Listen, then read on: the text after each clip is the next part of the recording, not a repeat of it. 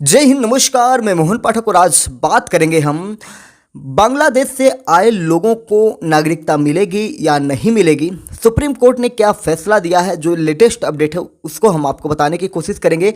साथ ही साथ आपको ये भी बताएंगे कि नागरिकता कानून की धारा 6A पर सुप्रीम कोर्ट का जो फैसला है वो क्या है। यानी कि सब कुछ डिटेल में एक्सप्लेन करेंगे, पॉइंट वाइज पॉइंट एक्सप्लेन करेंगे। अभी तक आपको इन कानूनों के बारे में अगर नहीं पता है तो आप बेहद ही ध्यान से इस वीडियो को सुनिएगा बिना भगाए। और अगर आप खुद बांग्लादेश से आए हुए हैं और आपको जानना है कि किस प्रकार से आपको यहाँ पहचान मिलने वाली है भारत में, वो भी आपको बड़े ही आराम से और धीरज से समझना पड़ेगा। और हम आपको बड़े ही प्यार से ये पूरी जो सुप्रीम कोर्ट की विचारधारा है यहाँ पे वो आपको बताने की कोशिश करेंगे। सुप्रीम कोर्ट ने नागरिकता कानून की धारा 6A की संवैधानिकता को बरकरार रखा है। सुप्रीम कोर्ट ने 4:1 के बहुमत से इसे सही ठहराया है। यानी कि 4 लोग इसके पक्ष में रहे होंगे और 1 लोग इसके विपक्ष में रहे होंगे। यानी कि बहुमत से ये आपको फैसला आया हुआ है। इसका मतलब ये हुआ कि जनवरी 1966 से पहले बांग्लादेश से असम में आए लोग भारतीय नागरिक बने रहेंगे। यानी कि 1966 से पहले जो भी लोग भारत में आए थे जनवरी 1966, यानी कि 1955 दिसंबर 31 दिसंबर आप मान सकते हैं, 1955 31 दिसंबर तक जो भी भारत में कदम रख चुका था वो अब भारत का नागरिक बनने का अधिकारी बन जाएगा। वहीं 1966 से 1971 के बीच आए बांग्लादेशी भारतीय नागरिकता के लिए आवेदन भी कर सकेंगे। यानी कि 1966 से 1971 के बीच की जो चीज़ें हैं, आपको पता है कि 1971 के आसपास क्या इतिहास है भारत और पाकिस्तान बांग्लादेश के बीच में, चाइना का भी उसी में चला आता है। तो ये सारी चीज़ें हैं 1966 1971 के बीच के। तो उन सारी चीज़ों को ध्यान में रखते हुए, क्योंकि हम अभी प्रेजेंट स्थितियों को ना देखते हुए पुरानी स्थितियों को भी ध्यान में रख रहे हैं कि किस परिस्थिति में लोग वहाँ से भाग कर यहाँ आए थे। आज वर्तमान स्थिति आप देख रहे हैं कि किस प्रकार से वहाँ की कई बार की प्रधानमंत्री शेख हसीना के अंतः वस्त्रों यानी कि उनकी ब्रा को किस प्रकार से वहाँ के उपद्रवी लहरा रहे थे, उनके कपड़ों को लहरा रहे थे, उनके घर को तहस नहस कर रहे थे। बांग्लादेश के जो संस्थापक हैं उनके स्टैचू को तोड़ दिया गया, उसके साथ क्रूरता की गई, उसके ऊपर चढ़ के पेशाब किया गया। तो ये सारी चीज़ें जो हैं उन सारी चीज़ों को पूर्व में ध्यान रखते हुए अब जाकर इन सारी चीज़ों पे बातें की गई हैं। चीफ जस्टिस DY चंद्रचूड़ की अगुवाई वाली बेंच में justice Suryakant, justice M Suresh और जस्टिस JB पारदीवाला और जस्टिस मनोज मिश्रा शामिल थे। बेंच के एकमात्र जज जस्टिस JB पारदीवाला ने ही धारा 6A को असंवैधानिक माना है।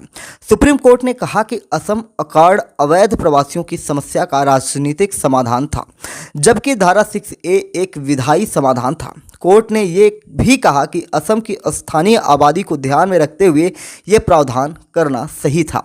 बहुमत से फैसला सुनाते हुए सुप्रीम कोर्ट ने कहा, बांग्लादेश के साथ सीमा साझा करने वाले राज्यों में से असम को अलग तरह से देखना सही था, क्योंकि यहाँ की स्थानीय आबादी में अप्रवासियों का प्रतिशत ज़्यादा है। पश्चिम बंगाल में 57 लाख अप्रवासी हैं, जबकि असम में 40 लाख अप्रवासी बसे हैं। फिर भी असम की आबादी को देखते हुए ऐसा करना सही था, क्योंकि बंगाल की तुलना में असम का ज़मीनी इलाका काफ़ी कम है। कोर्ट ने माना कि 25 मार्च 1971 की कट ऑफ डेट लगाना सही था। 6A जो है नागरिकता कानून की धारा 6A, इसमें क्या कानून है आपको थोड़ा बताने की कोशिश करते हैं। 1979 में असम से अवैध प्रवासियों को बाहर निकालने की मांग को लेकर ऑल असम स्टूडेंट यूनियन, जिसे AASU ने आंदोलन शुरू किया था। लगभग 6 साल तक चले आंदोलन के बाद 1985 में एक समझौता हुआ, जिसे असम अकॉर्ड कहा जाता है।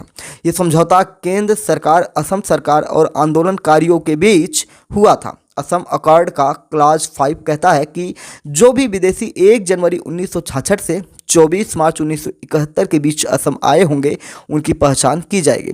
वहीं 25 मार्च 1971 के बाद असम में आए विदेशियों की पहचान करने की प्रक्रिया जारी रहेगी और उन्हें वापस भेजा जाएगा। असम अकॉर्ड के बाद ही 1955 के नागरिकता कानून में संशोधन कर धारा 6A जोड़ी गई। धारा 6A के मुताबिक 1 जनवरी 1966 से पहले बांग्लादेश से आए भारतीय मूल के व्यक्तियों को ही भारतीय नागरिक माना जाएगा। वहीं जो लोग 1 जनवरी 1966 से 24 मार्च 1971 के बीच आए होंगे उन्हें अपना रजिस्ट्रेशन करवाना होगा और कम से कम 10 साल असम में रहने के बाद भारतीय नागरिकता मांग सकेंगे। हालांकि इस दौरान वो वोट नहीं डाल सकते, जबकि 25 मार्च 1971 के बाद आए लोगों की पहचान की जाएगी और उन्हें कानूनी रूप से निर्वासित किया जाएगा, यानी वापस भेजा जाएगा।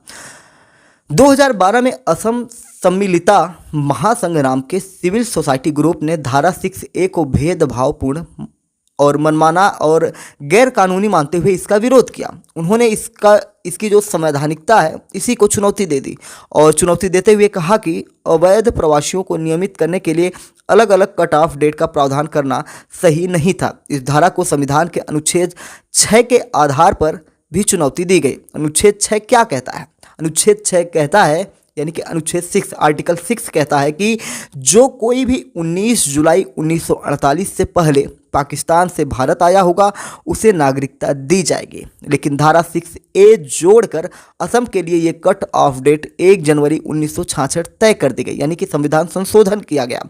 याचिका में दलील दी गई कि इससे असम में अवैध प्रवासियों को बढ़ावा दिया गया। उन्होंने सुप्रीम कोर्ट में इसकी संवैधानिकता को चुनौती देते हुए मांग की कि 24 मार्च 1971 से पहले की वोटिंग लिस्ट की बजाय 1951 की NRC के आधार पर असम की NRC को अपडेट करने का आदेश दिया जाए। इसके बाद धारा 6A को चुनौती देते हुए और भी कई याचिकाएं दायर होती गई। 2014 में जब इस मामले की सुनवाई शुरू हुई तो जस्टिस RF नरीमन ने इसे संवैधानिक बेंच के पास भेज दिया। अप्रैल 2017 में 5 जजों की संवैधानिक बेंच बनी। जजों के रिटायरमेंट की वजह से कई बार बेंच को फिर से गठित किया गया। आखिरकार चीफ जस्टिस DY चंद्रचूड़ की अगुवाई में गठित हुई 5 जजों की बेंच ने पिछले साल 5 दिसंबर को सुनवाई शुरू कर दी थी, यानी कि इसकी सुनवाई जो थी 5 दिसंबर से शुरू हो जाती है। 12 दिसंबर को इस पर फैसला भी सुरक्षित रख लिया गया। सुप्रीम कोर्ट ने क्या कहा?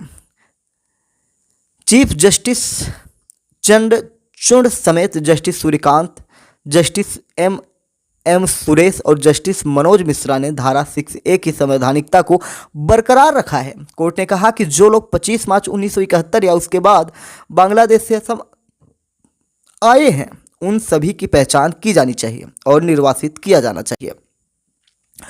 चूंकि सुप्रीम कोर्ट ने धारा 6A की संवैधानिकता को बरकरार रखा है, इसलिए बांग्लादेश से आकर असम में बसे लोगों पर इसका असर नहीं होगा। 1 जनवरी 1966 से पहले आए लोग अब भी भारतीय नागरिक ही माने जाएंगे। 1 जनवरी 1966 से 24 मार्च 1971 के बीच बांग्लादेश से आए लोग भारतीय नागरिकता के लिए आवेदन कर सकते हैं, जबकि 25 मार्च 1971 के बाद आए अप्रवासियों की पहचान करने का काम जारी रहेगा और उन्हें वापस भेजा भी जाएगा। यानी कि 25 मार्च 1971 के बाद जो भी आए हैं उनको वापस भेजने की तैयारी की जाएगी सुप्रीम कोर्ट के आदेशानुसार।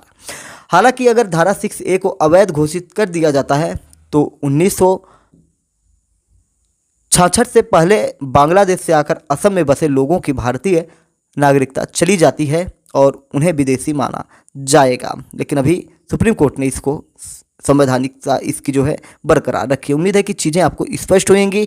डिटेल में आपको हमने बताने की कोशिश की कि क्या है पूरा बांग्लादेशी जो आए हैं उनसे जुड़ा हुआ मामला। तो चलिए, MPS हिंदी पर नए हैं तो इसी तरह के न्यूज़ एक्सप्लेन हुए, साथ ही साथ जो भी स्टोरीज हुई, हिस्टोरी हुई, उन सारी चीज़ों पर चर्चा करेंगे। हालांकि महाराष्ट्र से संबंधित एक स्टोरी हमने डाली है जिस पे आप लोगों की प्रतिक्रियाएं अच्छी आ रही हैं।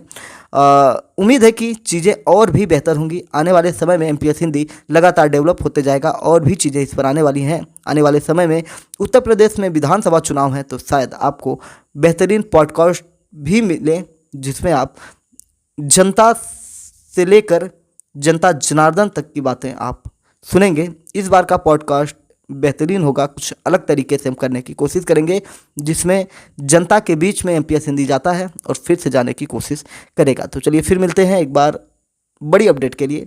चैनल पर नए हैं तो चैनल को सब्सक्राइब करके डेली करंट अफेयर्स और न्यूज एनालिसिस के लिए हमारे साथ जुड़ सकते हैं। जय नमस्कार, भारत माता की जय।